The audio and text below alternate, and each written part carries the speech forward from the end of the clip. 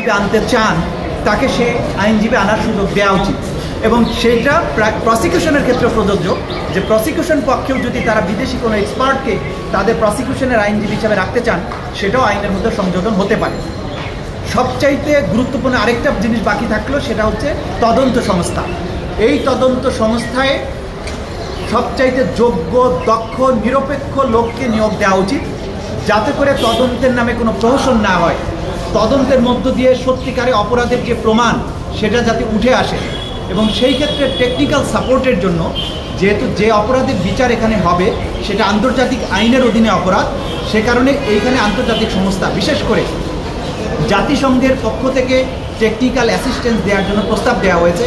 আমি মনে করি আইনের মধ্যে এরকম একটা কাঠামো থাকা উচিত যাতে আন্তর্জাতিক কোনো ফোরামের ইনভেস্টিগেটিংয়ের ব্যাপারে যদি কোনো টেকনিক্যাল অ্যাসিস্ট্যান্সের প্রয়োজন হয় সেটা গ্রহণ করার এবং আইনে এটাকে অ্যাকসেপ্ট করার একটা ব্যবস্থা সেখানে থাকা উচিত।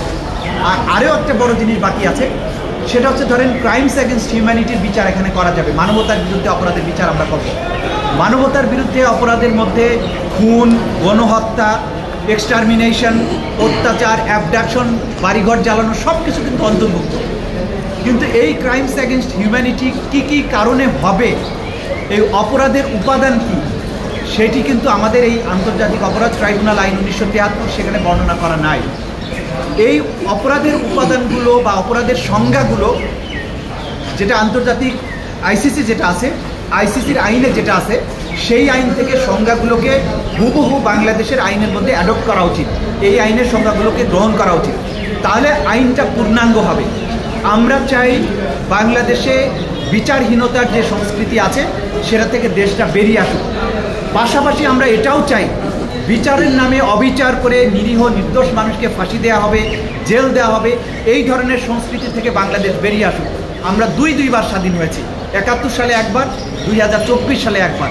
আমরা চাই না বাংলাদেশে বিচারের নামে কোনো কলঙ্ক রচিত হোক, আওয়ামী লীগের বিচার হোক, শেখ হাসিনার বিচার হোক, পুলিশের বিচার হোক, ডিজিএফআইয়ের বিচার হোক, র্যাবের বিচার হোক, যারা এই খুনের সাথে, গণহত্যার সাথে, ক্রাইমস এগেনস্ট হিউম্যানিটির সাথে যুক্ত ছিল, বিচার অবশ্যই হওয়া প্রয়োজন। বিচার না করলে মানুষের কান্না, মানুষের ক্ষোভ, সমাজের অস্থিরতা দূর করা যায় না। কিন্তু সেই বিচার যদি ন্যায় বিচার না হয় তাহলেও মানুষের কান্না দূর করা যায় না।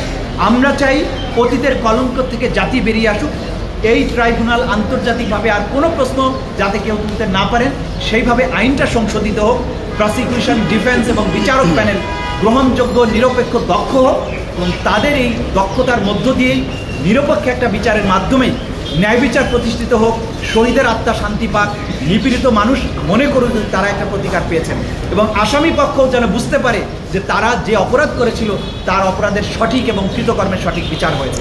এর বিচারগুলোর সংজ্ঞা নিয়ে বারবারই প্রশ্ন উঠেছে এবং সে কারণে কিন্তু আমরা বলছি যে এই অতীতের যে বিচারগুলো হয়েছিল সেই বিচারগুলো সর্বশেষ ব্রিটিশ সুপ্রিম কোর্টের যে রায় সেখান থেকেও কিন্তু বোঝা গেছে যে এই বিচারগুলো কতটা অন্যায়ভাবে করা হয়েছিল।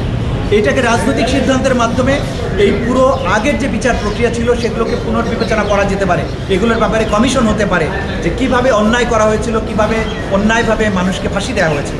কিন্তু এখন যে বিচার হবে, অতীতে যে ভুলগুলো করেছিল আগের সরকার বা অন্যায় করেছিল, আমরা চাই না আজকের বিপ্লবের মাধ্যমে অর্জিত যে সরকার সেই সরকার একই কাজ করুক, একইভাবে বিচার কলঙ্কিত হোক।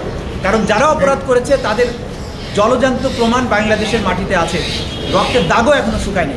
সুতরাং কোনো লুকোচুরি, কোনো অন্যায়, কোনো মিথ্যা সাক্ষীর প্রয়োজন হবে না। লাইভ এভিডেন্স দিয়ে বিচারের যতগুলো আইনি প্রক্রিয়া আছে সকল সুযোগ তাদেরকে দিয়ে ন্যায় বিচার হওয়া উচিত এবং এই ন্যায় বিচারটাই বাংলাদেশের সকল মানুষের